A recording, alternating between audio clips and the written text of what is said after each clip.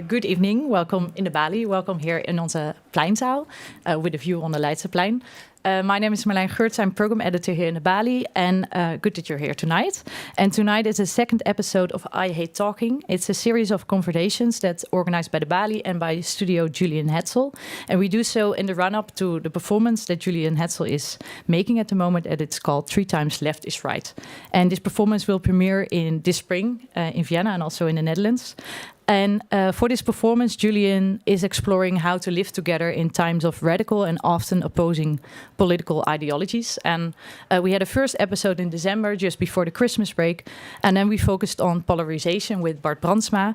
And tonight we actually will continue this conversation, but this time we will focus on the relationship between politics and emotions. And I think a lot of people have ideas about it, but we also use words that are sometimes not that much defined. So we have 2 experts with us, Agneta Fischer and Matthijs Rooduijn, and I will introduce them later to you in detail. And they are with us to explore this field and be precise in what we can say and what we can't say. And but we're going to start with Julian Hetzel, who's sitting next to me. He's a performance maker, and he brought a text that he wanted to share with you right at the beginning. Good evening, that's what I will do.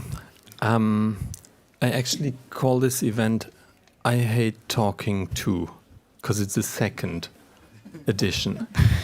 Anyways, now I start with this text. Good. Your culture is shit.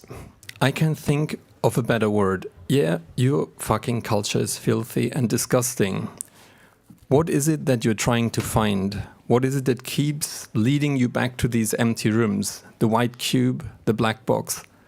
Isn't it an internal search for self-reassurance, for confirmation of your own existence? Look at yourself. You are all victims. Victims and sad losers who have lost touch with reality. You are the scum of society, and you think you're normal, or maybe even special.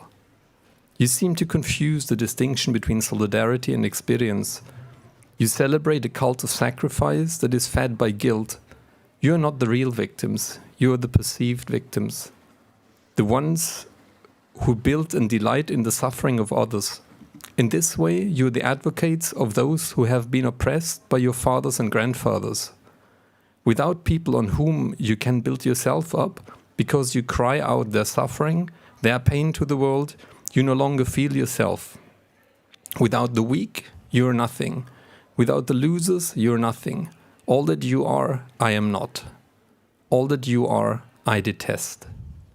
Yet we are the real victims. We are the oppressed. We can't live and speak the way we want.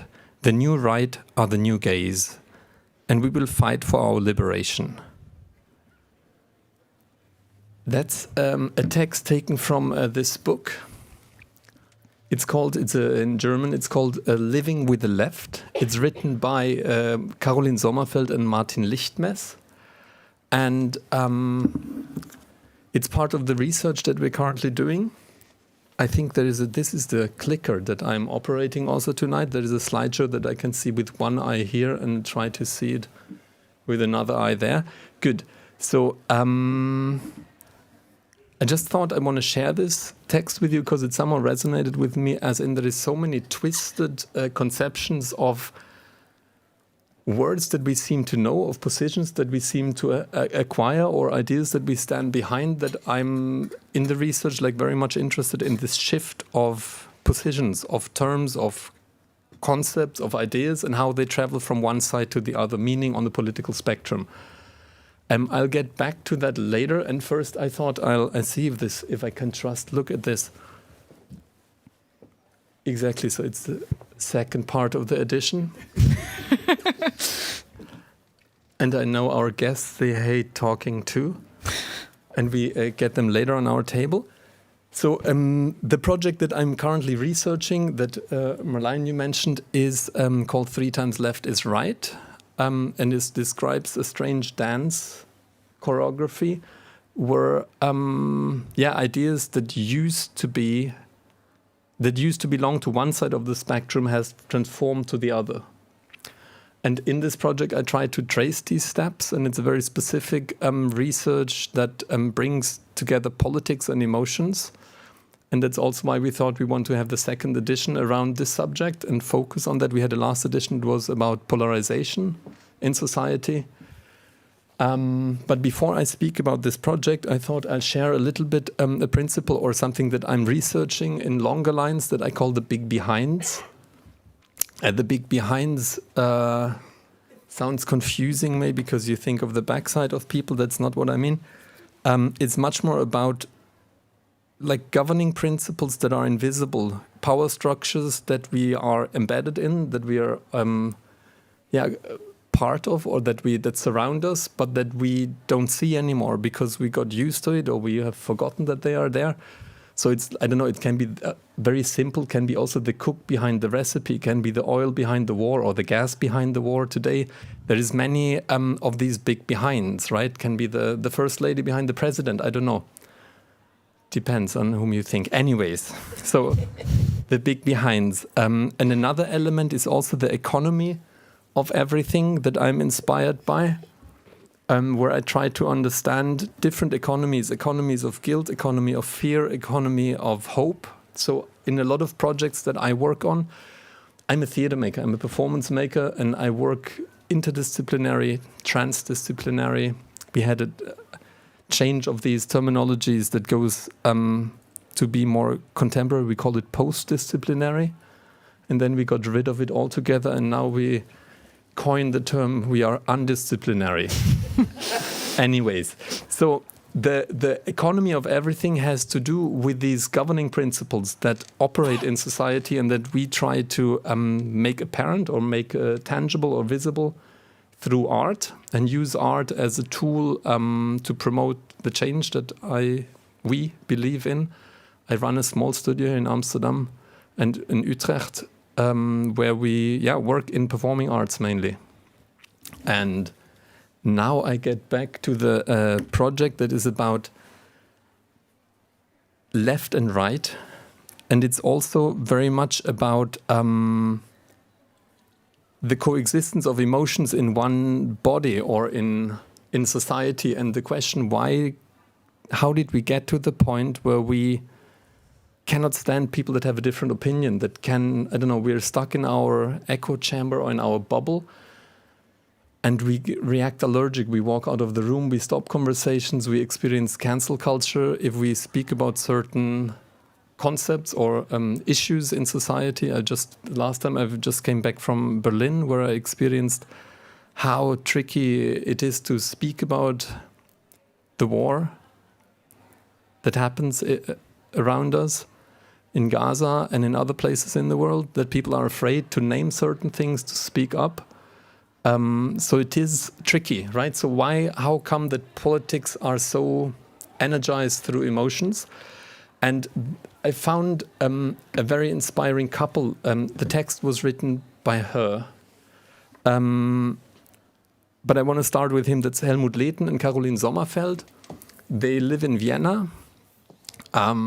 He is a sociologist and a good old lefty. He was part of the Maoist movement. He's very intelligent, clever, and eloquent, charismatic speaker. And he wrote a few books. I read 2 of his books for research for previous works. One of which is a lot about photography and why photography and death are so closely related. And I think he lost his position in Germany at a certain point and then was teaching in Utrecht at the university because he was too far left to have a professorship in Germany at the time. So he came here, was teaching in Utrecht for a while. Because that was a very leftish environment. Not exactly, but they were more tolerant, and I think there were certain limits at the time in Germany. And now they moved to Vienna. She actually was his previous student. There is an age gap of about 30 years between them. And she's, for me, a very interesting figure because she made a transformation from being also way more on the left side of the political spectrum to becoming one of the leading intellectuals of the identitarian movement and of the Neue Rechte, the new right wing in Austria and Germany. They have 3 kids, they live together. So I'm also really fascinated by how love and hate can coexist in a family. And I think they're a beautiful metaphor for the situation that we're in. Possibly she represents Europe that is about to move very fast into the right corner currently. I invited 2 actors to work on this project. They are a couple in real life, have also a slightly big age gap, 20 years about. I would say it's Christine de Proost and Jos de Pauw. They're Flemish, Belgium. I worked with Christine already in the past. We started some rehearsals now. So this real life couple is performing a couple that is inspired by the other real life couple. And the interesting thing is that our premiere will be in Vienna, the city where they live, in a festival, Wiener Festwochen, that the new, I think soon the new right Kickel government will announce that they will defund the festival and get away with all this woke culture. What more to say? Yeah, we have been speaking a lot about polarization. We have been speaking about coexistence, about cordon sanitaire, about all these concepts in the past. And that's what I'm particularly fascinated by in my research, is how ideas move from what I said earlier, how they move from one side to the other. That means if we speak about who can claim to be the alternative in Germany, the party, I'm from Germany, as you might have noticed on my slight accent in English. So the party that is about to get a lot of votes at the election is called Alternative für Deutschland. That means the alternative used to be a term that has been coined by the left. But also the question is, who is the anti-establishment today? Who has the right to speak? Who feels oppressed? Who speaks about that they cannot express themselves in the same way than everybody else? So also the quote that from the book that they claim that the new right wing are the new gays that are being oppressed, that cannot live in a certain way, I find very interesting. So it's about how these concepts morph from one side to the other. And we're tracing this process. I see it as a form of appropriation where you basically become your enemy. And I'm fascinated and really tripping on concepts of cannibalism and cannibalization at the moment. So we're also in the research trying to understand how can it's a bit stupid, a German person going to Vienna to make sausages. But there is something about that we're actually working. These are some beautiful images of Bormanns that show also images of cannibalization. What does it mean to eat the heart of your enemy, to become your enemy, to adopt their superpower, to take over and be that person and to incorporate their skills or their... But then you are mostly speaking about the right appropriating concepts of the left, right? Not the other way around. Very much. I think it's generally a trend. I don't know many right-wingers that have turned to the left. I think it's maybe a question of aging or, I don't know, getting more conservative. I don't know what it is, but it's also something we could explore. Why the trend is in one direction only. If we stick to these ideas, I mean, left and right is maybe a bit outdated, but it's also about, conservative, nationalist, populist versus liberal. I don't know what words are there. Yeah. I just finished this slideshow, and I think it's a bridge to then get our guests also on the table. From cannibalism to emotions. Wow, good. So let's see. Because I thought that it's an interesting question to figure out also how do we relate emotions to politics? How do we relate emotions also to history? Because history is in a way politics in an archive somehow.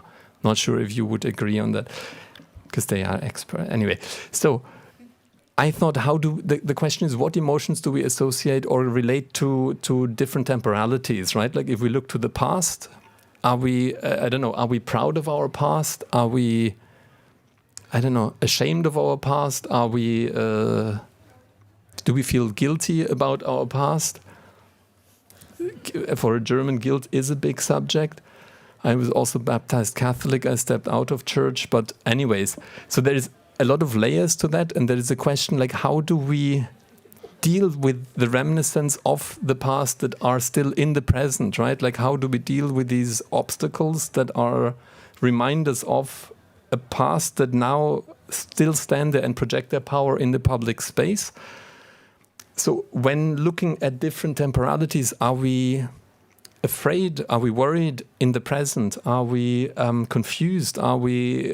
What emotions can we associate to different times, right? Are we doubting? I don't know. There's many. I made a little list on a paper that I should read now, but I tried to get through it without. So the question is also, what else what do we project into the future, right? There is fear, there is hope, there is a lot of different thoughts that could, or emotions that can be associated with these temporalities and then, or times. And to understand, for me, the question is also, what does an artist do with all that? How do you put yourself in between politics and yourself? Or I think that art is a tool that uses emotions to communicate, and maybe not on a purely rational level, but on a more visceral, I don't know. It's maybe something that we also end up with, because maybe we have to also break it down a bit and start with the beginning. Yes. I just keep images. You can associate them. There will be a slideshow, and every now and then images will change. They make sometimes sense and sometimes not in the course of the evening, right? Exactly.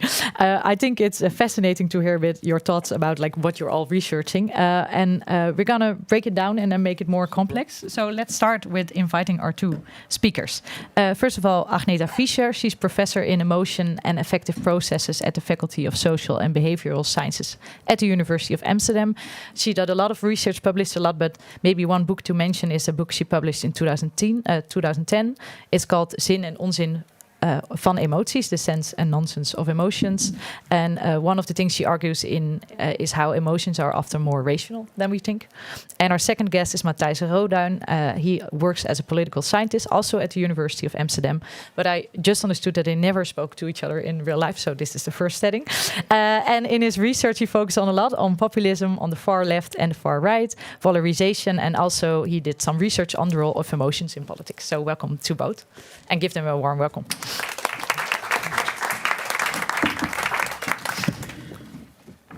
We did talk to each other, only not about...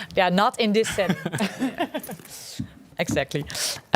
It's nice to know, because otherwise maybe people think you already did a lot of research together and are speaking weekly with each other. That's not the case. Thanks for being here. Thanks for joining us.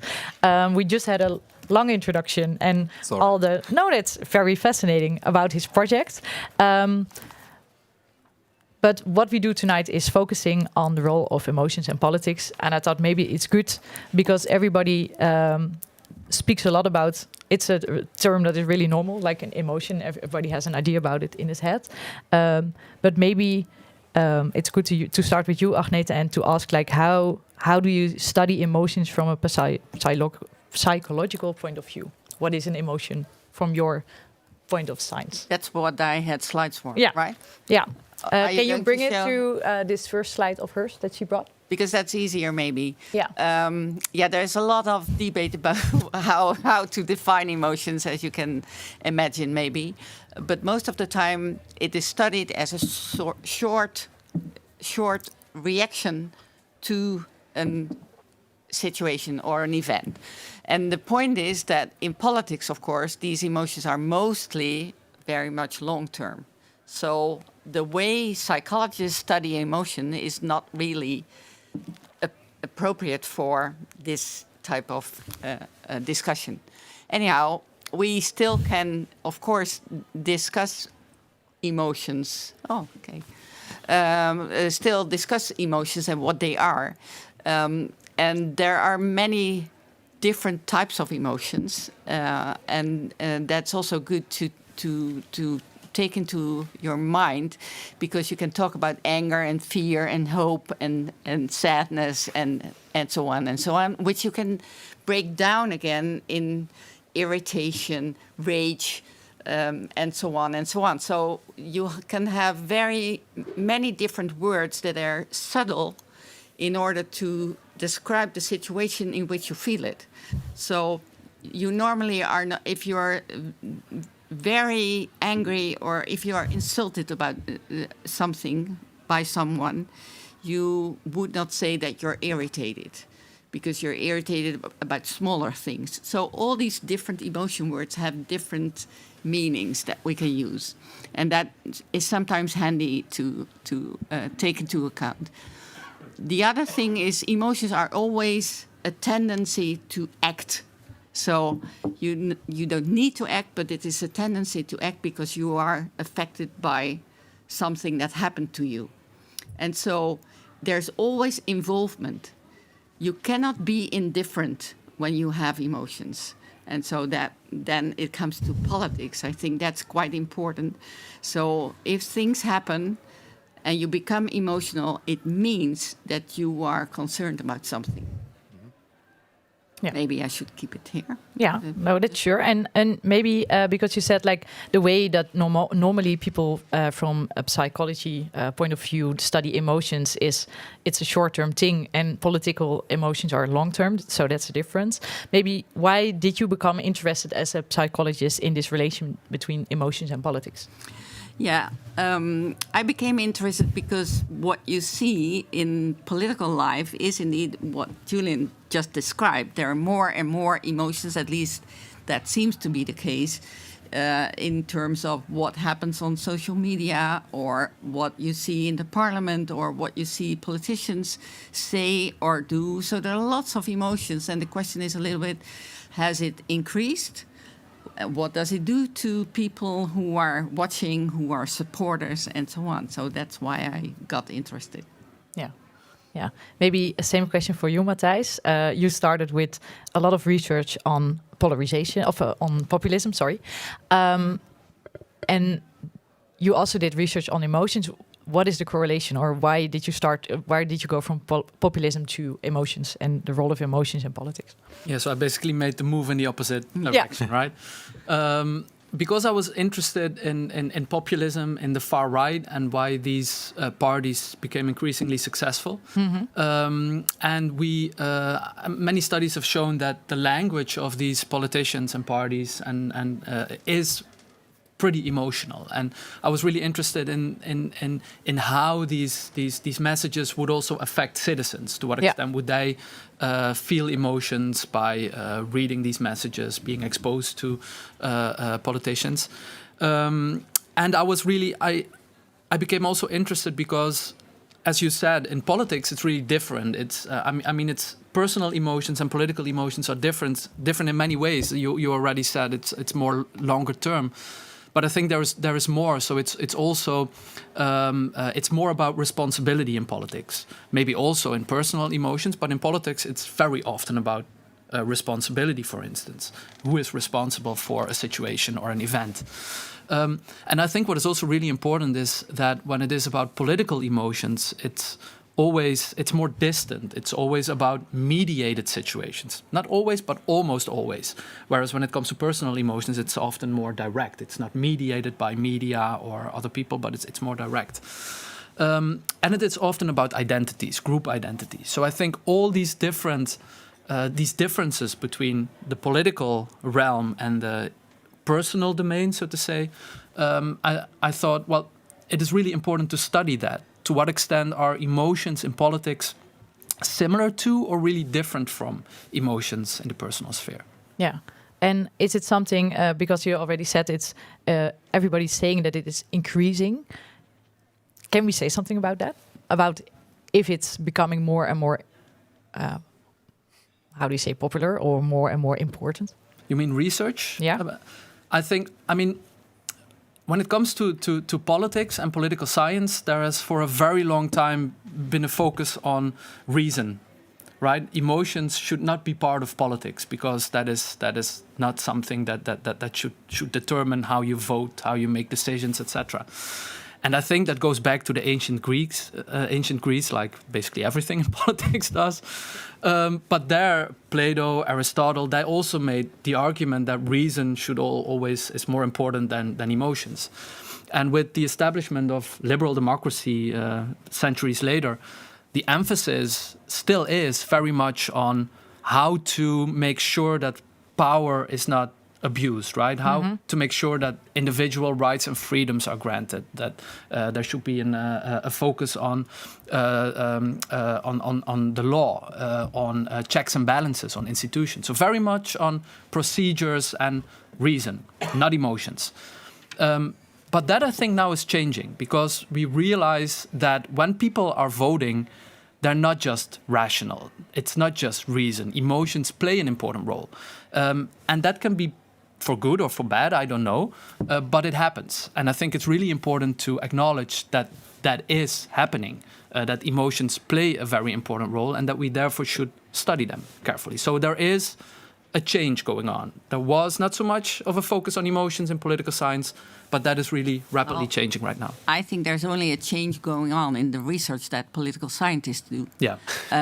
And so, I mean, true. We as emotion scientists already knew that people are, their votes, their preferences, whatever, is always determined to a certain extent or very much by emotions. And so in that sense, I think the studies that we all do, whether it's political science or economy or whatever, is much more it's much more realized that emotions play an important role.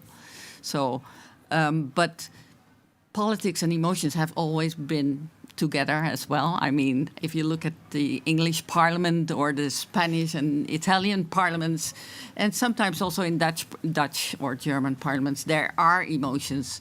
I think the main difference, but I don't know whether you agree with that, is that there's much more attention to emotions. There's much more exposure to emotions because of the internet and social media.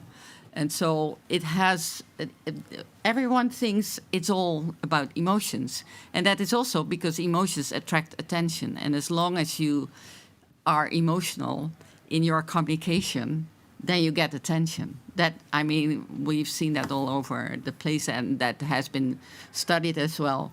Especially negative emotions are very, very visible and salient in everywhere.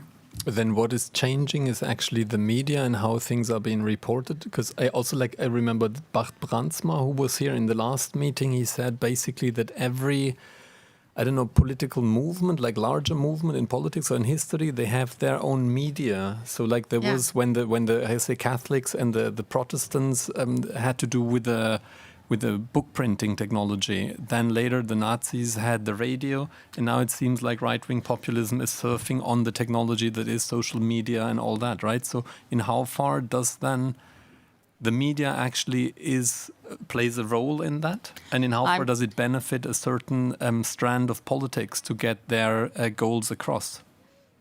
I'm not blaming the media, actually. It's not blaming, just to understand and to... I do think that the exposure is bigger than it used to be when there was only one radio channel or only one newspaper and so on. So it's more permanent and more continuous, and there's more exposure, and that helps, I think. And how is it with images? Because I work mainly with images in theater. I mean, I also work with text, but my main focus is then images. So I studied visual communication before I did like theater and performing arts. What role does images play in relations to emotions? Because you said it's always mediated. There is always a step in between. I don't know how many politicians you have met. You maybe meet more here. In real life, but then in how far are we affected by the decisions that they make and that we consume mostly through images, and text? But there are many studies that show that people want to see negative images. So if you give people different types of images in an experiment, and they're positive or negative, people always look longer at the negative images. And so I think that is also in real life the case. So people are fascinated by blood, death, accidents, storms, murders, etc., etc. So that sticks. And I think what is really important, what has changed is the fact that, of course, before many of the messages of parties were mediated by their own channels or by the newspapers or television or radio, whatever medium. And now there is, of course, the social media where politicians can directly send their messages to their voters. And I think that has to a large extent changed the way in which politicians communicate. At the same time, I mean, emotions and images have always played a role, right? So now I now have to think, for instance, an example of a left-wing party and emotions is the Left Socialist Party in the Netherlands in the 1990s. Their image there was an apple that they would throw at the elite, right? Because tomato. they were angry. Sorry, a tomato that they would throw at the elite, not an apple. Yeah. It's harder, so it might make more sense. But and you're speaking about SP. About the Socialist Party in the Netherlands, and that was really like also an emotional thing, right? It's we, the people, against the elite, and I think more recently you have the black and the white sheep, right? In Austria, where the black sheep is kicked out by the white sheep. And that is a poster of the far-right party in Austria. And many other parties have... No, sorry, this was Switzerland. And then many countries have also incorporated that. And there, of course, very strong emotions are also evoked. Positive emotions among some voters and very negative emotions as well. So, I mean, these images and the way in which they are used hasn't really changed that much, but the way in which they are communicated has. And can we say something about, like... about is it that people have a lot of emotions and people are the political parties are more, how do you say that, appealing to that or playing into that, or is it something that they are enforcing and pumping into society by? Because I think, like, if you have a negative of emotion or you see images and it, how do you say, evokes a certain emotion, it doesn't say that, oh, then I'm gonna vote for this. That there's like a lot of steps in between, right? Before you answer, can I ask the friendly technician in the corner to switch the slideshow so we can see some more images, talking of images and emotions? Yeah, sure. Yeah. I think it is oh. Yeah, no, it's okay. No, we're not on the one. Now we're gonna do that. He's gonna. Merci. I think the fact that more people are angry and maybe feel threatened and are involved in politics is in itself a good thing. I think there are more people involved in politics than ever before, because people used to be a member of a party or go voting once in 2, 3 or 4 years, and that was it. But now, because they see these expressions of politicians and other opinion makers and so on, they are developing more opinions about everything. And so that should be a good thing. Or not? Yeah, I guess. I don't know. Yeah. I think it's important to indeed realize that emotions can mobilize, right, voters, and that can be really good. And I mean, on the far right, you have positive emotions and negative emotions. Negative, we talked about fear, about sadness, about anger, and of course, many of the messages do evoke such emotions. But it's also about hope. Make America Great Again is about hope, right? We can. Yes, we can. That's on the left. That's also hope. But also on the left, there is negative emotions. When it is about climate change, it is about anxiety. It can also be about anger. So emotions, both negative and positive, can be mobilizing. And whether that's in general, that's good, I think, for politics. But it really depends, of course, in which way that happens. I'd love to bring up an emotion that is maybe neither or, right? It's like the also going with the flow of the images, it's about doubt.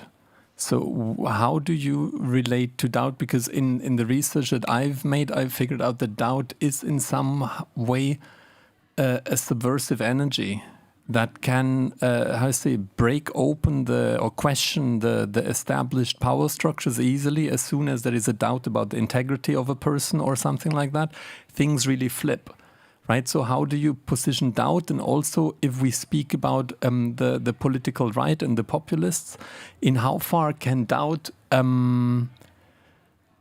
be something if we speak about post-truth area, like that we don't have a certain reality anymore, we don't trust the reality that, or the facts that we have, right? So it's all being turned upside down, and we don't know what can we trust anymore, what is there, what is actually true and what is not. So just like in the whole, could you say something about that? About the role of doubt. Doubt is not an emotion actually, but that is. See, I'm wrong. What is doubt then? Well, because it is more. It is about points of view that you're not certain whether this is right or wrong, but it doesn't matter whether it's an emotion or not. We are talking about doubt, right? So what is that? No, I'm confused. Just to clarify it, what is doubt? Also an emotion. Yes.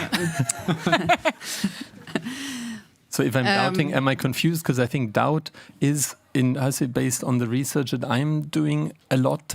To do, if you think you have your position in society on a political compass and you know what you stand for, and all of a sudden you understand that your position is, you question if you are aligned with your friends, right? Like, what is your position towards a certain subject? Everybody speaks a certain language or uses a certain vocabulary, and all of a sudden you understand, wait a minute, that's not mine anymore, or I have problems with taking these steps. I don't agree. But if everybody, like the majority defines a certain way how we speak about, so the moment that she started doubting her position and do I want to be with these friends, don't I have worldviews that are changing? So I think doubt is a fundamental element. Also, the people that are being, that the populists speak to, that are not the extremes. The people are the ones that are in the middle, that still have, do I vote this or do I vote that, right? So I think for me, doubt is a very interesting. I don't know what it is, if it's not an emotion. State of mind. State of mind, thank you. Well, as I said, in this discussion, it doesn't matter whether you call it an emotion or not. If you're confused, that is normally, it is seen as an emotion because you are going to try to solve that. If you're confused, you're looking for certainty and so on and so on. And doubt is more a cognitive state of mind. Anyhow, call it confused, call it doubt. It is the opposite, actually, of being morally right. And so if you have many political attitudes nowadays are moralized in the sense that they are about what is good and what is bad, what is right and wrong. The type of person you want to be, the type of group you want to belong to. So that is the moral nature of these attitudes and views. And doubt doesn't have any role in that. Okay. It's impossible to doubt something if you have a moral view on it. Interesting. And I think, I haven't studied it, but the role of doubt in politics is slowly fading out, right? Politicians don't really doubt anymore. No, not a lot of room for doubt. No. Yeah, there's no, you really cannot do it. Their campaign advisors would say you can never doubt about something because then everything will will go wrong. Yeah, because everything has been moralized. Because everything it is not about different ways in which you can... different political ways in which you can see it. It is about who you want to be and what good or bad point of view you have. Yeah. And so there it relates to identity politics and the fact that you belong to a certain group who is right. And you claim the moral authority to defend that standpoint. Okay. And some. It also depends on the extent to which you, right? So when when it's skepticism, that I think is good. You're skeptical. You take in new information and you're skeptical about what you're hearing or seeing. But when that turns into cynicism and you decide not to believe anything anymore, then it becomes problematic, of course. So doubt, I think, can be both. So it's really important which form of doubt that we're talking about. All right. Yeah, it's maybe to bring it a bit to like you said in the beginning, like political science has long overlooked the role of emotions in how we vote or how big of a role it plays in politics. Maybe if we say it is a big role, what does it mean, or why is it important to know that? Maybe because if emotions play a central role in decision making for both citizens, politicians, it is important to recognize that that is the case. And if we want to understand things like that, if we want to understand decision making and voting, it is important to take that into account and to realize that the way in which people respond emotionally to politics plays an important role. And it's not just rational reasoning about arguments, about facts, but these emotions play a role and they're intermingled with these facts. And I think that is something, if we want to understand how political decision making works, it is really important to take that into account. And we also then, if we look at the role of emotions, understand better like the way the politics is moving at the moment? Because you're studying populist movements since like 2018, 16, I don't know, but for years. And we are talking about it for years. And it's also, we try to understand it, but it's also turning in a certain direction. It's also a bit the 3 times left is right. It's the point of your title. It seems as if whatever we do, we turn a bit more to the right. If we look at emotions, is it interesting to look then at this development? I think so, because what I think that the far right is the political family that is successful right now, right? That is something we can agree on. And what they do really well is they tell a narrative that is compelling to people. They tell a narrative, and they tell different narratives, right? It's always about in-group love and out-group hate. That is what the core is. Them. Yeah, it's us and them. It's about love and it is about hate. We, the people, we, the nation, we are good and we are threatened by an out-group. We hate the out-group. It's the elite. It can be refugees. It can be Muslims. It depends from case to case. But there's always this out-group as well. So this in-group love and out-group hate message has always been there. But I think what these far-right parties are increasingly good at is embedding this message in narratives. So they tell narratives about the good guys, about villains, about events that happen, about moral lessons that should be learned. And they do it in every country. It's slightly different, but there is also this overarching message. And these narratives work. We know that. Many studies also show that if you embed factual information, for instance, in health communication, about health or about science communication, if you embed that in a captivating narrative with sympathetic characters, that works, that persuades people more so than just arguments or facts. Yeah. So this is something that they are really good at. And the far right does it, but I think other parties have not really found an answer yet, and have not really found their own narratives to tell their story.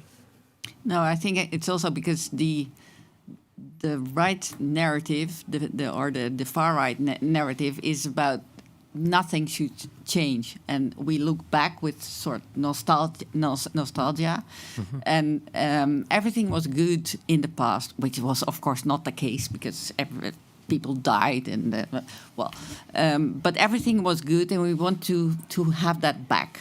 So we should we should not change anything in terms of climate and in terms of what we have to do. Whereas the left says everything should be less. So we should eat less meat, we should drive less, fewer cars, we should everything less. That is a sort of the main message, which I think is not very attractive for a lot of people. Yeah. And so analyzing these types of narratives and checking whether the hope and the optimism can be sort of translated in another way, could be an interesting political tool. Because for me, I'm as a theater maker, I'm often busy with creating narratives, creating stories, creating emotions on stage, right? Like in front of an audience, and to figure out what can we actually trade, right? Like what tools do I have to use to interact with the audience? And like, for example, for a long time I was focusing on empathy, to generate empathy or to question empathy. Is empathy something purely good, or solidarity? And how can we activate it? Where are the limits of empathy, and where it also becomes something patronizing or controlling, right? Because you need somebody else to have solidarity with, and so on. But there is a question then about how can... when I'm like a storyteller in a way, right? Like each piece I generate, I don't know, it's not necessarily narrative theater. So I work more with this contemporary theater. I've never staged a text that was written before. So we make research, we talk to people. Next week, on the 17th, I will meet Caroline Sommerfeld in Vienna in a cafe house, and we have a conversation. I'm very curious how that will go down. Her husband refused to speak to us, even though I feel much closer to him. Like I read 2 of his books and started then reading, instead of reading about the right, I started to reading actual right-wing literature to understand how do they think, how do they construct their arguments. So for me, there is still, like in your case, when you look at politics and emotions, there is one side that is the politicians that deal with emotions, but there is the side of the voters that also deal with emotions. Could you say something about that and how these are different? Because for me, I work with an audience, I generate, I manipulate, I try to stir people, direct them in a certain direction. I use light, I use smoke, whatever, right? Like music, all the tools that we have. So just curious how do you see the difference between then the one side, namely the politicians, and the audience or the voters, right? Yeah. I think I did a study with several colleagues also, and it was about to what extent theater performances can change the emotions of the audience. Mm-hmm. And the good news is that you can really easily manipulate their emotions. You can, if you tell a story about empathy, you get... Well, if you want, we try to make them empathetic with a specific outgroup. Mm-hmm. And people felt very sad about this outgroup, and also angry about why they were in this dire situation. But we also told a message of hope, and that made people hopeful. So that really works. It does have an effect on the emotions of the audience, and it also has consequences for how they think about specific groups. So, I mean, these emotions. So, what I want to say, I guess, is that these emotions play a very important role in how people process information, and we can manipulate them. But then the question is, for how long? So we know that we can change their emotions right there in that theater, but how long does it stay like that? And that is much more complicated, I guess. Because actually political emotions are long-term emotions. Yeah, well, emotions normally don't stay for hours, days, and so on. I mean, you're angry, sure. And then the next day, normally that would be over. Yeah. Yeah. Yeah. And then the question, of course, is political anger. You're angry because you're angry with the political establishment, right? That can stay for a while, right? For years, maybe. But is that then still an emotion, the same type of emotion as anger, because in a specific situation you're angry? I don't think so, but I think political leaders, when they express their emotions, they have a sort of role.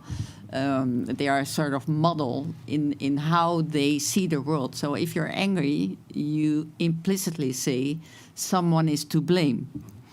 And so your angry expression helps people to know how they should feel about the government or whatever, whomever is to blame. But so you And create the outgroup. You create the other. with your anger expressions or your fear expression or whatever, you implicitly give a view about how you should look at the world, how you should think about the world, and I think that's what some politicians, at least, what they do, and especially if people feel uncertain about how they should interpret all the events that are going on, which is quite difficult nowadays, or always maybe, but nowadays certainly, then you're uncertain, you don't know how to think about it. And if you have someone who does that for you with a sort of emotional way of speaking, then that appeals and helps you to also view the world as he or she does. And if we look at certain emotions, how, like, because what I'm, with my modest research that I'm doing, so I become a superficial expert for each project that I'm making, because I say we are dilettantes, right? Like, we're in no way scientists, right? So I'm not an academic, but I dive into a certain project, try to understand more about subject A or B, and gather then people around, like in think tanks, or I accumulate knowledge, I accumulate information in order to kind of understand the world a little bit better that I'm part of, and try to articulate a statement from my position towards the issue that I'm tackling. And at the moment, I have the feeling that there is like, I would be curious, what would be emotions that you see at the moment, or like that are dominant, and which emotions, like, but maybe this is my interpretation, that I feel there is a lot of worry, there is a lot of concern, there is also a certain level of frustration and confusion. And then if we look at the extremes, you spoke about anger, but I think that the really difficult one is actually hate. And this is also, I don't know, coming from Germany with the history, to understand then how do we, like, I'm curious to know more about hate, how hate is constituted, how is that constructed, and can you dissolve, what do you do once somebody reached a point, because you spoke about different steps that people are, once they are cynical or something, then you've basically lost them, right, in a way, if I got it right. So really, yeah. So what are the steps that where are we at the moment? What are the dominant emotions that you detect in the discourse on both sides, in politics, on the side of the voters and the politicians, that are being, assets in the economy or in the market of emotions? And then another question would be about hate in particular. How do you, I hope hate is an emotion, right? Hate certainly is an emotion. Good. Yeah, I don't doubt that. Yeah. So no, yeah. Hate goes a step further than anger, or frustration, or what, because if you're angry, you can say, you did something very wrong, but I can forgive you if you change your mind or if you apologize, for instance. If you hate someone, then you think about this person as really evil, or a group as really evil and as unchangeable. So you don't take any trouble or effort to change that person anymore. The only thing you can do is eliminate or destroy. And that's what I'm afraid of, that because if you listen to what the politicians say, and that's where I compare it again with theater, is that it's for me some kind of word magic, right? Like in theater, we work a lot with the power of imagination and the power of words, right? So we pretend, I don't know, there is an object that moves through the space and we see it's on a rope, but we say it's the moon, and everybody says, great, the moon is going up, and we surrender, okay, this person is now character X, and then we understand, okay, yes, you're the queen, and we sit on our chairs and we believe that this person is really the queen and she goes through this process, great. So if the politicians actually, they have the capacity to say, I will, if you vote for me, I will make problem X. You say you need to eliminate the problem, right? So if we're speaking the problem is something different than eliminating person. A group. But that's what I mean. But if you need to get rid of a group because they cannot be changed, and we are now talking about remigration in Germany, we are talking about, I don't know, every country wants now to send their garbage, and I use my fingers to protect the words that I'm saying, to a dump yard that is far away from here, right? That is somewhere else where, anyways. So I try to understand, and we have a history of deportation, right? We have a history of eliminating millions of people. So if we follow what they actually, if they get the chance to make true what they're saying, this is what will happen in a way, right? So and I think the word magic is that the politicians say, if you vote for me, all, I don't know, Group X will disappear, or we will send them away, or we will change this and we will change that, and I will make the Virgin levitate and cut her in two, and then you vote for them, and they actually do all that, right? Mm-hmm. So, and if we see what they spread in social media, or also not only in social media, in the news, there is clear evidence that is going into a direction that is really, I don't know, I get some flashbacks. Yeah. Yeah, I think, what we see now, of course, is a very slow progress, a slow process. So I think that there is a couple of researchers and journalists that have written about this idea of why people vote for, and the studies I'm referring to right now is about the US, why people in rural areas voted for the Tea Party back then. Trump wasn't even on stage yet. And they are the argument is they have this story for themselves. Some of them call it the deep story, in which they feel that they are left behind, and they have the metaphor of a line. So they're waiting in a line, and at the end is the American dream, and you all want to go there, you want to be there. But what they feel is that other people are jumping the line, and they are and the line only gets longer. And the people who are doing that are left-wing people, they are immigrants, they are Democrats, right? So that is how they feel it. And these researchers say it's really important that we try to understand what is going on, and not just say that they are wrong, but to understand how these people are reasoning. And this has been going on for decades now. But it is what is happening right now, and what is so important, I think, in relation to what you were just mentioning, is the process of normalization of the language of the far right. What they are saying now could not have been said 20 years ago. And now it's normal. The line of what is normal has fundamentally changed, and that is because mainstream parties, mostly right-wing mainstream parties across Europe, have incorporated similar ideas, like the VVD in the Netherlands, but also in the UK, the Republicans in the US is an extreme example, of course. But they have moved towards the far right. And at the same time, extremist organizations have also managed to pump their into the mainstream. And that is also something that is going on. And that also makes people more susceptible to these things, because they have become normal to some people. And this process of normalization, I think, is very important to understand the current success of the far right. Yeah, I think that is slightly different from the smaller, really extreme neo-Nazis or the white supremacist group in the US, who are really, they bond together on the basis of their hate. So the only thing that links them together is that they hate all non-white and non-heterosexual people. And so that has also been going on for very long. But these are smaller groups, whereas what you were talking about is more, it's more spreading, normalizing these types of thoughts. Yeah. And so that is, I think that is slightly worrying. And maybe a question for you, Julian, because you started with, I've been reading text by Caroline Sommerfeld and by other readers.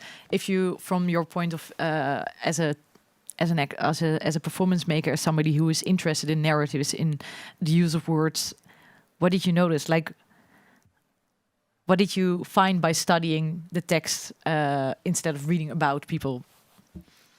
I have to admit, I found it very entertaining to read in this book, because it makes, like, it's called Living with the Left, it starts with a portrait of the left. So it basically says, hey, what does it actually mean? How do lefties look? What do they do? What books do they read? It's such an accurate portrait that And it was accurate in your view. Very much, yeah. Yeah. So, and then the book is in a way also written as a guidebook for right-wingers to deal with the discursive challenges if you're confronted with a left mainstream person that says something against you. So how to weaponize your language, how to rhetorically respond to that, and to actually educate them, give them arguments, give them a toolkit how to move, right? So I find it quite inspiring to, you can basically crack the codes. You see what strategies they apply. Speaking of us and them, or maybe I speak for myself, but it doesn't. So basically, I can trace back steps why certain phenomena are happening in a certain way, but it doesn't stop them from winning the battle, right? Because I also think that the left, if we stick with these terms for tonight, is also experiencing an identity crisis, right? And is like completely. So Jos de Pauw, the actor that I've chosen then, and tragically also Helmut Lehten, they are losing their teeth, right? So there is it's not only a metaphor, but there is something that I find really disturbing in a way, and understanding how. In a way I find it. I can follow also a lot of the arguments, right? Until a certain point, when then in their writing they take the turn to the left. So then I go 2 pages back and try. Hey, wait a minute. When do you actually took the turn to the left? What were the steps in your argument? Because I could agree on a lot of things until then, right? And I also experienced, if we speak about political correctness, for example, there are certain elements that I have to admit I struggle myself with, right? Like being the person that I should be, speaking the language that I should speak, having the vocabulary. Because, for example, I grew up in Germany, but since 14 years I live outside of Germany.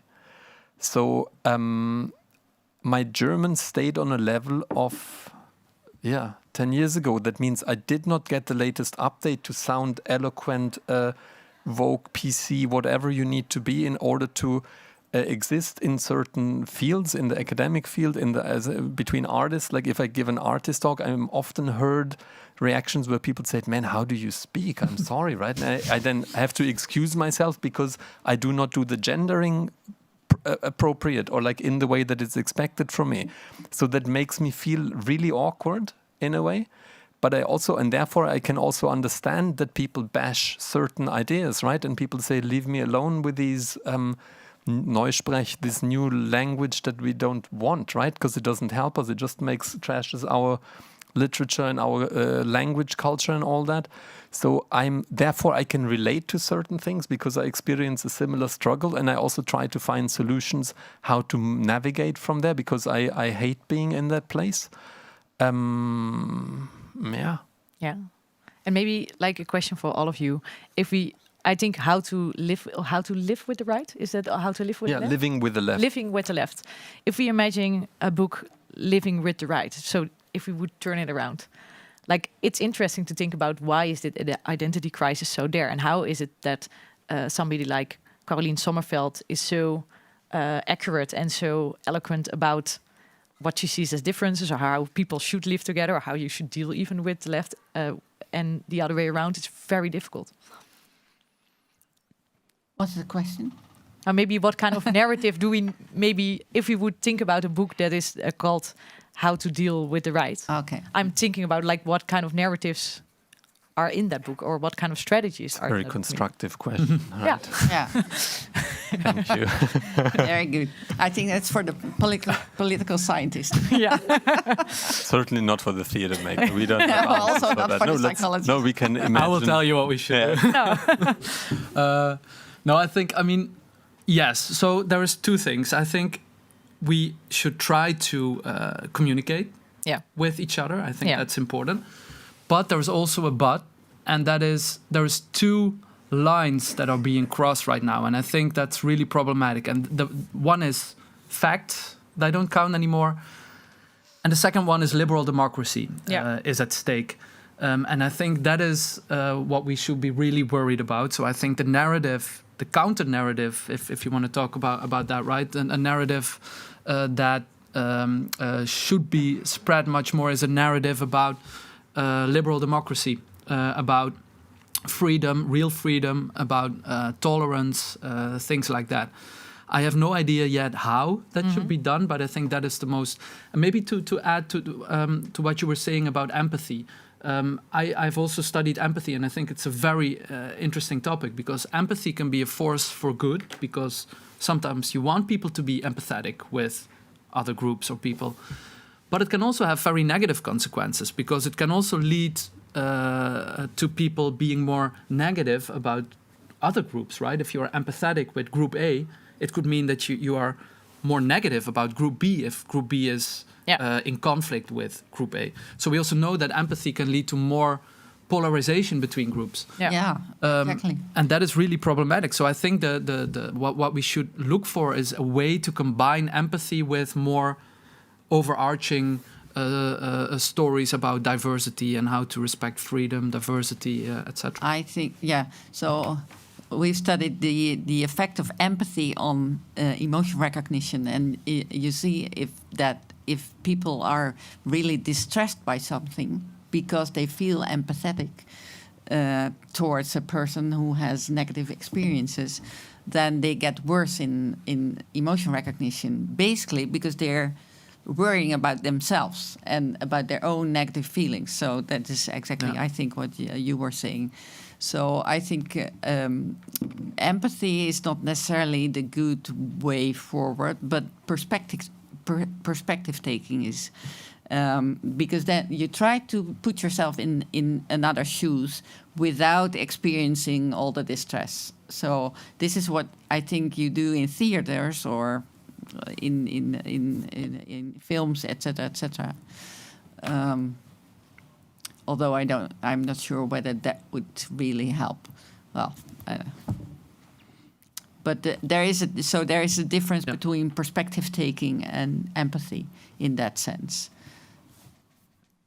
Because I struggle a bit with this idea of the book for the living with the right, because we are living with the right? Like this country has a right-wing prominent leader that has been seen eating a lot of things tonight.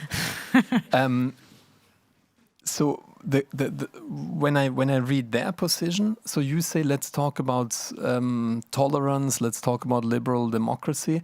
I have the feeling like that is literally they say we don't want a piece of the cake, we want the whole bakery. We don't want to have a space on the table, we want to crash the party. Like we want to end the conversation. They're not like the essence is to destroy democracy, liberal democracy, and to get away with all the discourse, right? So I think that is that's one thing that I find really, and this is a strategy to completely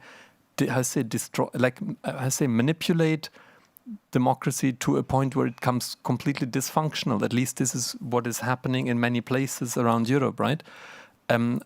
So I wonder if, the question is, how do we move from, I think we're still heading, I'm not such an optimistic person, I'm sorry. That's what I can see.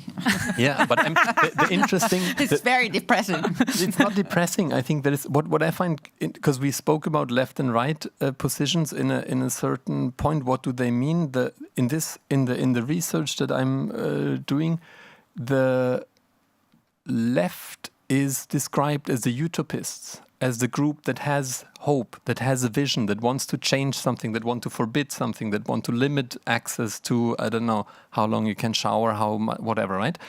How many flights you take, and so on and so on. But they have the recipe, they know what to do, right? So they live they're detached from reality, and they project everything into a utopian place. And basically what the right wing claims is that they are realists, because they have solutions, they have answers for the problems and the worries of the people of today's time. Yeah. So I think there is a clash there, right? So like how to speculate, how to imagine an alternative, is that actually So is it actually backwards? Because I think that, I don't know, the government in the States, they make so many changes. I think they make a lot of decisions. It's not that they just turn the wheel back. They derail the wheel to a place where you cannot even in your wildest fantasy think that it would go that way. At least I find they're very creative, right? So my question is, how can we reclaim creativity and a certain agency that has also to do, I have a hard time, we spoke about truth and fiction or lies or whatever, like manipulation in media. How can we, and maybe the arts is an interesting, I believe in that, right? That's my choice of, it's a very indirect tool to promote political change. But if I would speak as an activist, I think the theater is a place where we can actually promote ideas that are not ready, that society is not ready for yet, right? And also ideas that operate outside what is actually allowed to think, allowed to say, and to defend this free space, and to reclaim this whole idea about post-truth, about all that to get it back into our hands, right? So that's maybe it's not a book that I have, but I think it's not to let them, if we talk about us and them, take over the humor, take over satire, take over everything. So I think it's about, we need to defend certain qualities, certain values, certain tools that we once were able to play with, and I think it's much more about a battle than about inspiring the others to have empathy. Yeah, I think you could start. So there's a difference between how you cope with each other in a marriage or as partners, or in politics. So that should be clear. If we talk about living with the right, but if we talk about politics, then I think that there's a lot of agreement about the types of problems that we have. At least here in the Netherlands, but also I think in the UK, everywhere, we know what the problems are, and the solutions are different. So that is the main point. But if you try to find some shared ideas about what's going wrong, and if you would acknowledge that, and that is something that not every party does, acknowledge that this is a problem and that we cannot just solve it. That would be a start, in my view. And I also think that the cordon sanitaire didn't help at all. It basically benefited for some time. For a certain time, but I think it was in the end the right, populist right, profited massively from having a cordon sanitaire in communication and in deplatforming people. So I think that only made them feel stronger as an oppressed group that has to fight for their cause and for their liberation. So I think dialogue is necessary in acknowledging certain issues. Yeah. I think what is going on in the US right now, I really don't know yet how to. It's a bit too early, maybe, to talk about that. But I also think that what is important to realize is that the political systems we have in most European countries are also a force against what happens in the US, right? So what is going on there with Trump and one party that takes over everything, basically, is really much more difficult in a country like the Netherlands or Germany, where we have multi-party systems, where we have coalition governments. There it is really not as easy to accomplish something like that. I don't say that it is impossible, but it is much more difficult. And I think that is something that we should keep and that we should cherish, because without such a system, you also see it in the UK, by the way, to some extent, right? It's not a full two-party system like in the US, but you also see things going wrong right there. In the Netherlands, we have a coalition government where the biggest party is a far-right party. And then you have some parties in there that are doubtful cases, like the Farmers' Party, the BBB. But still, it's a coalition government, and you cannot, as in the case of Donald Trump, as one party, as one leader, do what he is doing right there in a system like ours, with the current percentages of support for far-right parties. So that is something I think to It's maybe something positive to add to the story. And Not maybe convinced. to react on, I wish I could, but it makes sense. Yeah. In this But conversation, I thought like what you said is about that she's saying like the people on the left are utopianists and we are realists. I was wondering how you look at that from with all your research on populism and about the far right. Yes, I see that argument as well. That is what they're doing. I mean, I fully agree. Of course, then the point I would make is they're not realists because what they're doing is they're not making policy, right? It's if you look at the Netherlands, it's they're trying different things. It is not working. It is not possible. And the thing is, and that is problematic. They won't be punished for doing that. They're trying, and they will always make the argument, yeah, we have tried, but the establishment made that it didn't happen. The establishment being the other parties, judges, the deep state, or however it's called. So they will always blame others, elites, for not being able to do what they want. But many of their policy proposals in the Netherlands, for instance, they're not realistic, right? But that makes it also problematic in the sense that, like, a lot of people said, okay, when PVV, for example, became big, they said, okay, let's give them a try, and then people would see that it doesn't work, and then the appeal for such a party would diminish. Exactly. But if I listen to you, you actually say, like, no matter what they do, this argument against it's the fault of the elite or it's the fault of a... We have seen it in many different countries that this happens. So but it's difficult to give an answer to that, actually. Yeah. So that makes me be less optimistic. Me too. Yeah. I'm also maybe looking... You're doubting, right? Well, I hope that it takes some time, that you cannot keep saying it's their fault. Also not if you're in the government for more than 4 years, then at some point people either don't vote anymore or they might change their preferences. But yeah, I'm not sure. This is more of a hope than of a certainty. Yeah.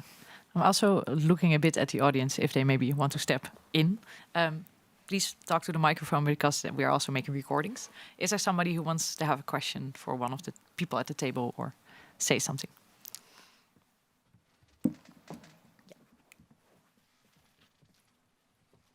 Yes, working? Yeah. I was wondering in all three of your work if you've considered the principles of deep democracy, where they say that everything that is not heard and seen goes on the resistance line. So it starts with the jokes, sarcastic jokes, and in the end, it ends in war or exit. And in that part, they talk about that in the process, there's a lot of role identification.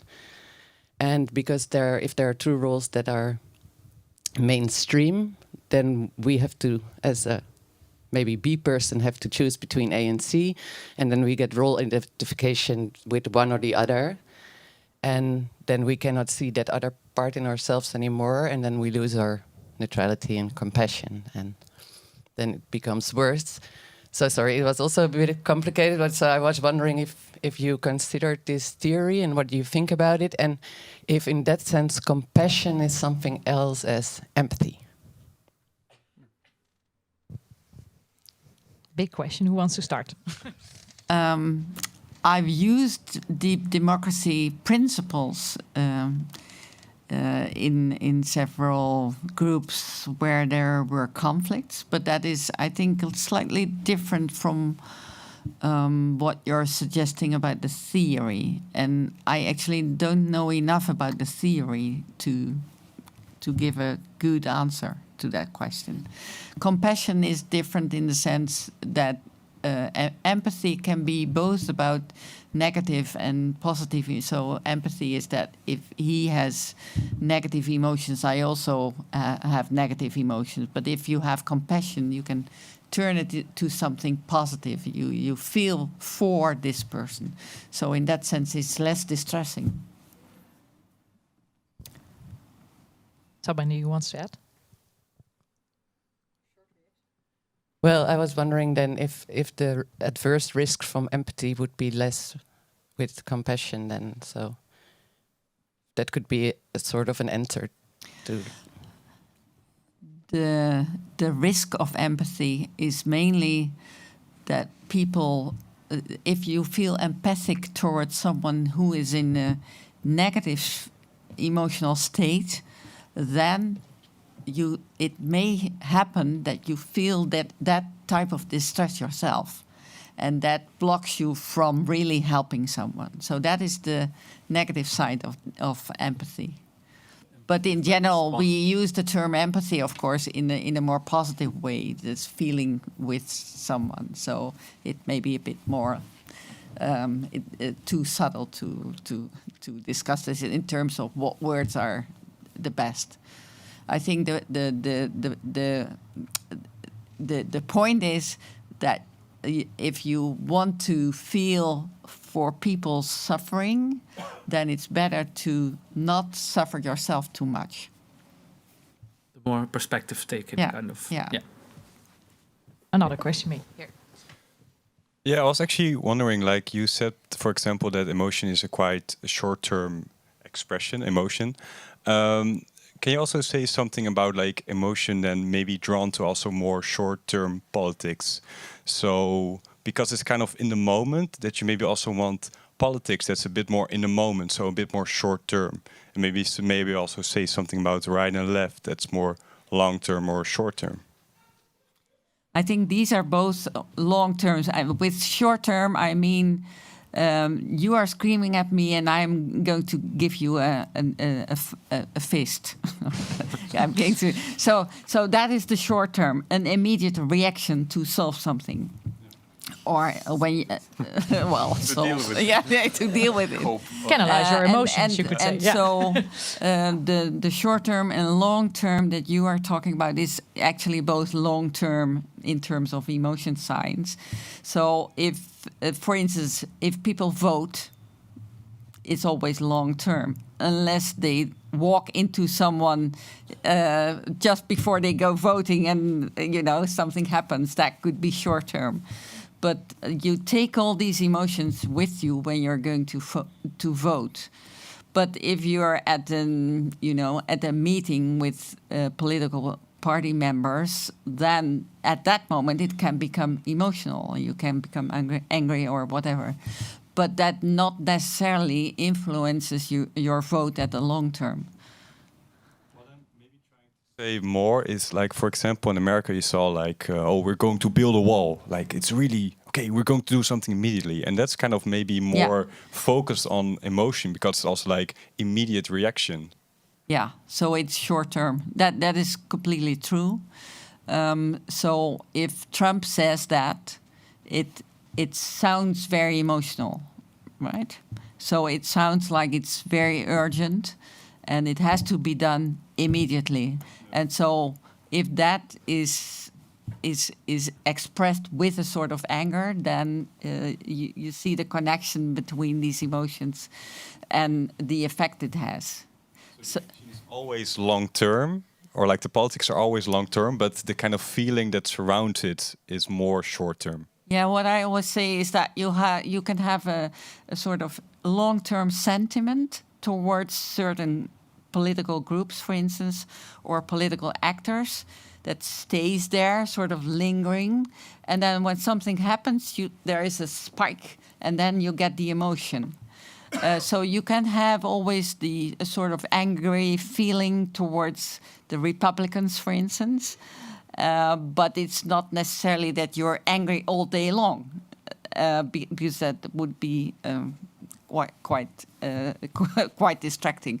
But if something happens, if a Republican says something, then you can become much more stronger angry, and maybe also for a longer time than when the same thing would have been said by a Democrat. So I think there is a surface of emotions that can be very long term. To add these long term emotions that are there, also affect how you respond to certain things, right? That is what you said, and I think an example is the pictures we just saw. All these political concepts, persons, ideas, they're effectively charged in your brain, right? So the moment you see it, you feel a negative or a positive emotion about it. So when I was talking and I saw Musk, I felt this negative emotion. But then the next one, he was laughing, and it was already a bit less, because when we see people happy or laughing, we also feel less negative. But what I wanted to say, all these long-term things that you were talking about directly affect how you interpret all these concepts, people, parties, ideas, etc. And that again has an effect also on how you process information. So it is the interplay, I think, between the long-term things and the very short-term spikes that we see. There's a question here. Yeah, I also want to say something about the images. Very good selection, but it was really the fifth person at the table, because distracting too. Sorry. But then after looking at them, I wonder why we don't have toilets to eat in, because it's not only the people that you see, but also what they eat, how they eat. It's food porn, and then after that you get all the ejaculations as well. So it was hard to concentrate on the rest of the conversation. But good selection. I wonder why you positioned this behind. Basically, it's Marlijn, you asked me to bring if I want some slides, some images, and I was not so modest to just bring 4. So I shared some of my research folders. So basically, in my artistic research, I collect images that I'm tripping on, right? So for some reason, and I understood that I'm interested in politicians eating and the connection between food and politics, and why is it so I mean, none of us looks great when they are taking a picture while shoving a snack in their mouth. So it's a very unfortunate moment, but I understood so basically I thought I want to share some of these slides with you, because I also understood that they produce an immediate effect, right? And if I'm not mistaken, there is research done, I'm not sure if you were part of it, but on the facial expressions of politicians and how we react. So what happens if I see a politician that I actually don't like and he's smiling, then I feel angry if I remember correct. So that it somehow provokes an emotional response in me depending on whom I'm watching. And that's also interesting that it's different with politicians than with family members or something like that. Yeah. Maybe you want to say something about that. I don't know. I don't dare. It was my colleague Gijs Schumacher and Michael Homan who have done this. No, I think that's really interesting. So it really matters who it is, how your feelings towards that person are, whether it's a politician or not. But I also think what's really interesting about these pictures is that, of course, they also symbolize something sometimes, right? When it is about far right-wing populists, for instance, Nigel Farage drinking beer, he wants to show that he's this regular, normal guy who is drinking beer in the pub, or politicians eating meat like crazy. That's also that they want to send a message to their voters. And in Italy, for instance, it plays a very important role. Traditional Italian meals. So food is really part of politics as well, and in particular when it comes to far right wing politics. If it's disgusting food or very delicious. I mean, disgust is also a very political emotion when it comes to social moral disgust. So we don't want to be infected by diseases, and so you have this term social moral disgust if someone like a politician transgresses moral boundaries, for instance, in terms of sexuality, but also in other terms of morals, then you feel really disgusted by someone. So it goes further than anger. So like you cannot come into my space. There's a question here. Thank you. I was wondering to hear your personal opinions regarding, you talked a bit about this kind of dilemma of the left, like how to react to this populist right parties getting bigger.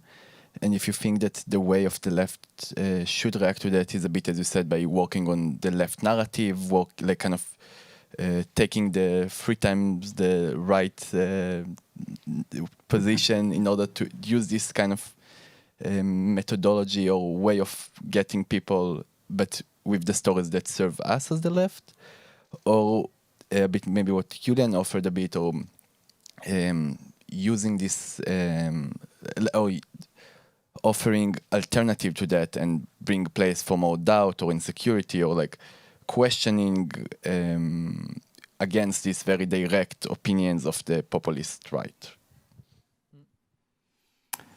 I think there's, of course, you have many different versions of the left, right? You have, and I think it's really interesting, and most of the responses haven't really worked yet. So what we have seen, I think, is also left-wing parties trying to incorporate some of the ideas of the far right. In Denmark, for instance, that is what the Social Democrats have done there, and it hasn't really worked, and it's true for more countries. What you also see is that more radical left-wing parties have tried to distance themselves from the other left-wing parties and try to also appeal to the more dissatisfied voters. And an example which also links to the food story we were talking about is, I don't know if the Dutch people here remember the campaign of the Socialist Party during the European elections with Brusselmans, who was this person. He was eating a lot and it was disgusting. And that person was basically the leader of the Social Democrats. So they tried to portray the leader of the Social Democrats, the more mainstream left-wing party, as someone who is really from Brussels, who is part of the establishment, who is just eating a lot and doesn't know what normal citizens find important, who is very elitist. And that was also like a strategy of a left-wing party, a radical left-wing party in this case, and it backfired because they lost many votes during that election. And then, of course, you have, I think, the other strategy is what you now see in many countries is the combination of the Green and Red alliance, right? To tell the story that Green and Red should be combined. So we should care for the environment and we should also care for other people, and more left-wing ideologies combine them with ecology ideas. But I think that story is also not yet very convincing for many people. So in my opinion, I haven't seen any of those counter-narratives really successful yet. What I do think is important to close is we know that far-right parties are successful when we talk about cultural issues like immigration, and that left-wing parties are more successful when we talk about the economy. So I think that is what left-wing parties, if they want to be successful, should focus on. Okay, maybe we all got a ticket to have a drink, so I think we open up the conversation also at the bar. But maybe last question for Agneta and Matthijs. We invited you to be part of the research of Julian and to give information and input that he takes along for his research and to the performance in the end. And listening to him tonight and to his project, are there certain questions or dynamics that you think like it would be interesting for Julian to look into that or to explore that? It's more a question for him or not? No. No? No. Yeah. I think that theater makers and novelists and writers are often very good in describing emotional experiences and so on. I guess less good in describing good political narratives, but they are good in emotions because that's what they are for. And so the other way around, I don't know. I have no idea what it has helped you, actually, how we talked about emotions. I hope it did a little bit. But you have lots of questions that are very good and that we cannot just answer because that's too complicated.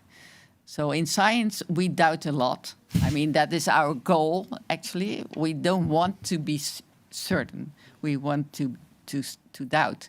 And that's basically was your mission as well, I think, for this evening. right there. And no, but just to respond to that quickly, I think the way how this research is set up, it's also strange to have this open research, right? Like you guys are sitting there listening in into this conversation. It's much more a step, but we thought we would like to open it up and invite people in to also inform a bit what are the subjects that we're busy with. And for me, it's of course, I started, in preparation for today, I also then read papers that you have published. I'm trying to understand what is happening at the university. So it's part of my research to then figure out why are there different, how come that it's, and I think it's funny that the two of you look from two different angles at the same issue, one could say, right? So that there are two different departments, political science and psychology, that deal with a similar issue, right? So for me as an artist,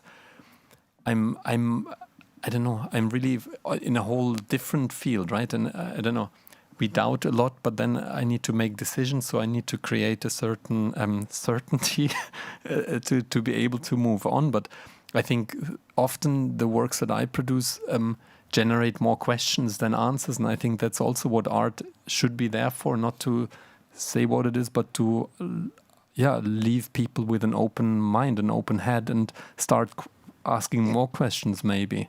Well, our research also raises a lot of questions, so that in that way we are similar. Only we hope at a certain point that we have somewhat more answers than questions, and maybe that is different. But it never happens. Can I ask a question before we leave the room? I like what I still don't understand is for whom do you actually, like who profits from political scientists? Like it is a stupid question maybe, but I have been sitting on that for a bit. Like who takes your research? Like is it the political parties? Is it the campaign makers? What happens with the findings? Or both I don't of you? know. Like He's the political is science. it Sometimes, I mean, I try not to do counseling work that much. And of course, I have been thinking about, I study the far right and I study under which circumstances and when they are successful. So I also help the far right to some extent in that sense. And that, I mean, it's not a secret that I'm not really, in favor of many of the positions of the far right. In particular when it comes to liberal democracy and how they deal with that. So I have this new research agenda where I try to investigate how like more positive narratives can make people less prejudiced, more supportive of democracy. And that is how I try to deal with this problematic issue of providing the far right with strategic information. Thank you. Problem solved for you. Thank you very much for being here. Thank you for being part of this open research, and that's not also for the people in the room, of course. I think we have a lot discussed, and I think it's interesting to see how your project continues and how it will end with the project, with the performance. Please do see it. Thank you for your attention, and we see each other at the bar. Thank you. Thank you.